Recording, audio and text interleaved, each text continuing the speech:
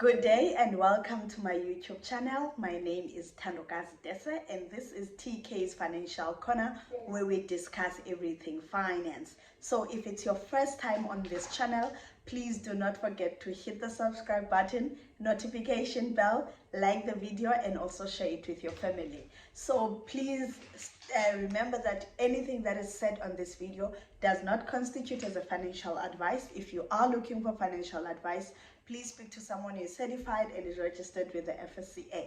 So today's topic, I will be discussing personal insurances that I think everyone should consider or should actually sign up for. Obviously, it depends on your income that you're currently earning. What can you afford at the present moment? But in no particular order, this is my favorite. This is what I think. These are the insurances that are on my list that I will discuss. Obviously, the list, I'm sure it's endless.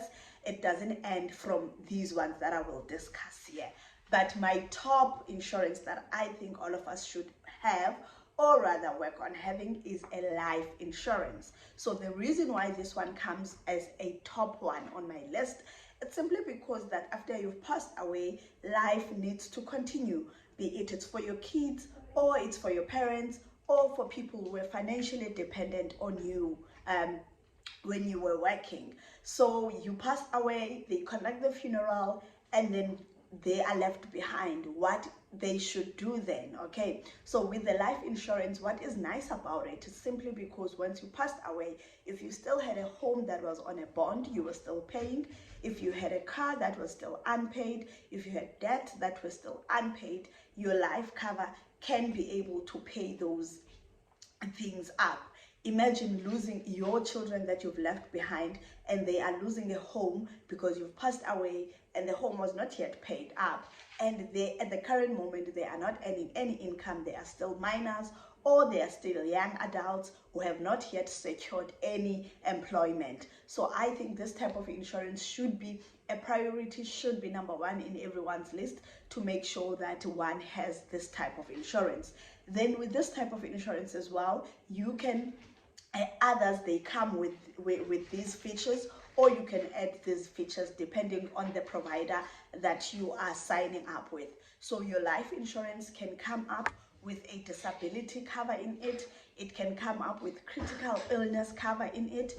It can also come up with a retrenchment cover in it, whereby if you're retrenched, you lose employment, then they can be able to pay up your assets, or they can give you a specific amount of income, say for a period of 12 months to 24 months. Obviously, that would depend on the terms and conditions that you have with the insurance company. And the second insurance on the list for me is a funeral policy or a funeral cover. This is very important, more especially if you have extended family and you have parents and siblings who are not yet employed and who are actually dependent on you financially. So it is very, very important to make sure that they are covered. But still, with this one, you need to be careful not to be over-insured or to over-insure these people who are financially dependent on you. So it's very important to shop around. I know people who are paying 1.5, 1.6 on funeral covers because they have included extended family and siblings and parents as well. But I think what is mostly important here is to shop around and compare. Where can you find a better package? Because the fact that you are paying a higher amount on a package doesn't mean that the package is got everything, or that package is worth settling for. All right, so you can shop around, get a cheaper premium, but with most of the benefits or things that you would like to a funeral cover or your own package to have. So I think more than anything, you need to shop around for a funeral cover or a funeral policy. But if you are just covering up yourself and your husband and the kids, I don't think you need any additional funeral policy if you have a life cover already, because most of the life covers that people sign up for, they have a portion of a funeral policy attached to it. Be it up to 70,000, or they pay up 50,000 upon death. Obviously it depends, but I think that money attached on the life cover, for the funeral cover, should be enough. So check out your T's and C's, read the documents. Don't just sign up, take the documents and put them in the drawer. Get at home, give yourself some time, let them be a night story that you're going to go through them just before you go to bed. That was number 2. So for number 3 for me, it's the income protection plan or income protection policy. Okay, so I also think this one is very, very important, given that the lifestyles that we live these days are of a certain level and you really want to maintain your lifestyle. I'm sure it wouldn't be nice for you if you've lost your job or you've lost your income and all of a sudden now there's drastic changes that you need to do into your lifestyle that you are used to live due to the fact that you are not receiving income anymore. So this kind of a cover is very, very important. One needs to look at it and see if you really need it. Can you afford it as well? What are the terms and conditions around it with the service provider? And obviously still shop around with all these types of insurances that I'm mentioning on here. One must shop around. You don't just take the first one that comes your way. Get 3 different quotations from 3 different service providers, compare the benefits and compare the premiums, all right, and then make a decision from that one. Okay, so that was number 3. I think number 4 is a health insurance, more especially if your employer does not provide a medical aid, because if you have a medical aid, then I don't think that you need to have a health insurance, because a medical aid, it's got standard benefits that comes with it and it covers mostly everything. Okay, but if your employer does not provide a medical aid, then I think you should look into having a health insurance. So this one is basically for doctors visitations, specific procedures at the hospital, you know, and also some critical illnesses are covered, some are not covered. Chronic illnesses, some are covered, some are not covered. So you need to be sure exactly what is it that you are covered for. It still goes back to the issue of reading those documents once you sign up. Even before you sign up, you need to ask questions, all right? You need to ask questions to the financial advisor or the financial planner or the insurance company that is selling you this product. Okay, so you must buy something that you know what is it in for you and what are the benefits, the pros and cons of every product that you sign up for. That was the health insurance. Medical cover as well.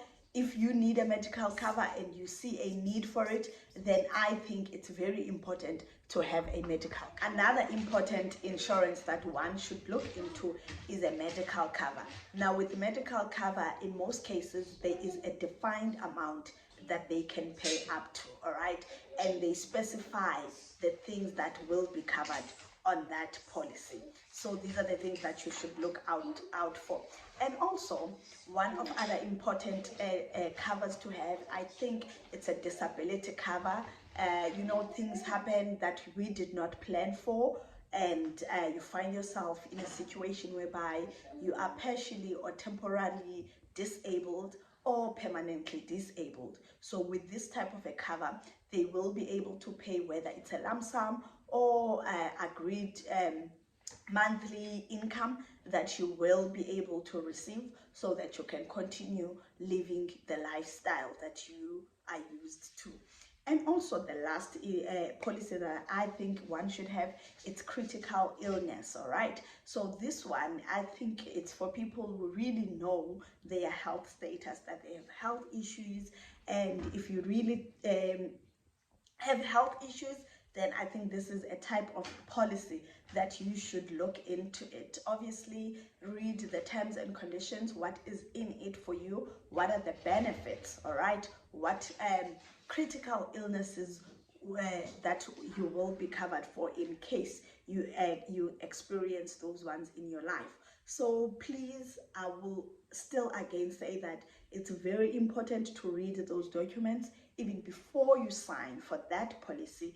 Make sure that you ask questions, all right, to the service provider or the financial planner or the financial advisor that is assisting you to sign for this product.